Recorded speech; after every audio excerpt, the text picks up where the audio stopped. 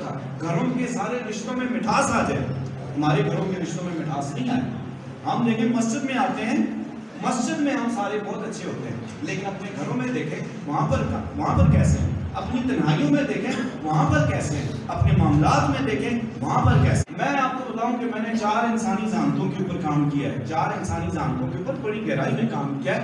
جو بچے کی 4 انسانی ذہانتیں ہوتی ہیں, ذہنی ذہانت, جذباتی ذہانت, روحانی ذہانت اور جسمانی ذہانت. جس ذہانت کی میں میرا پیک پہ پہنچا ہوں, مجھے اپنے سرکار نظر آ گیا. اللہ علم کیا ہے اس کی معراج مجھے اپنے سرکار سے ملی. دیکھیں آپ یہاں پہ حافظ بھی ہیں, قرآن بھی ہے, سب کچھ ہے, لیکن قرآن پڑھنے سے بھی کچھ نہیں ہوتا, نمازیں پڑھنے سے بھی کچھ نہیں ہوتا. اگر میں اپنی نماز لکھوں, میں اپنی نماز کو وہ کروں, تو یقین کریں میری نماز کی وہ حقیقت نہیں ہے. میری نماز وہ چیزیں پیدا نہیں کر رہی. میرا قرآن پڑھنا وہ چیزیں پیدا نہیں کرتا. دیکھیں اگر قرآن اور نماز اگر ہم صحیح اس اصلاح میں پڑھتے ہیں تو اس کا سب سے بڑا اثر آتا ہے ہماری سوچ پہ. ہماری سوچ کتنی پاکیزہ ہو جاتی ہے. لیکن اپنی سوچ کو ذرا دیکھیں, اگر اس کو ہم پوریفائی, میں اگر آپ کو یہ کہوں کہ آئیں میرے ساتھ تھوڑی دیر کے لیے دماغ کا آپریشن کریں, تو میں آپ کے دماغ کا آپریشن بتاؤں, آپ خود فیصلہ کریں. دیکھیں ہم گھروں میں کیسے ہیں, دیکھیں گھروں میں کیسے ہیں, ہم خاندان میں کیسے ہیں. تو جب ہم وہاں پر گئے, ہم 10 منٹ کے لیے گئے تھے, لیکن ہمارے اوپر 5 گھنٹے لگے.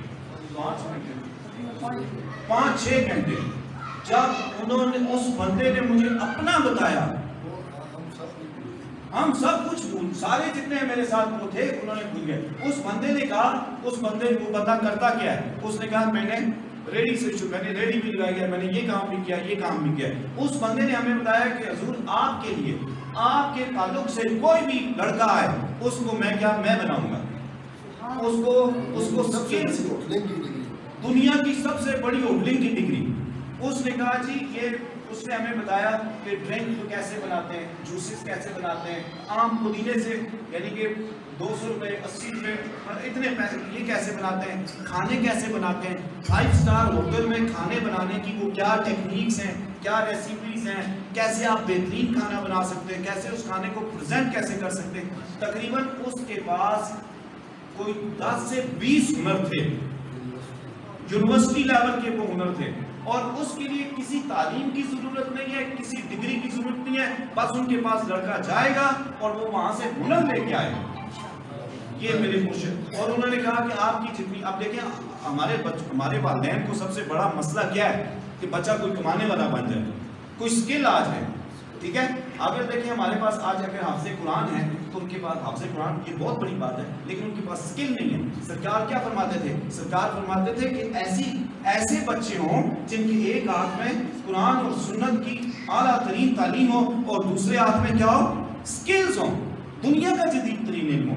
آج ہم سکل اور مہارتوں سے پیسہ ہم کما سکتے ہیں. آپ مجھے بتائیں بچے پیسہ آپ کما سکتے ہیں؟ آپ والدین بتائیں کہ آپ کے بچے پیسہ کمانے کا ان کے پاس ہنر ہے. لیکن یہ جو تھے مقبول صاحب, انہوں نے کہا کہ آپ جس کو بھی بھیجیں گے اس کو ہنر بھی سکھائیں گے اور اس کو جاب بھی دیں گے, اسی وقت فوراً جاب ملے گی.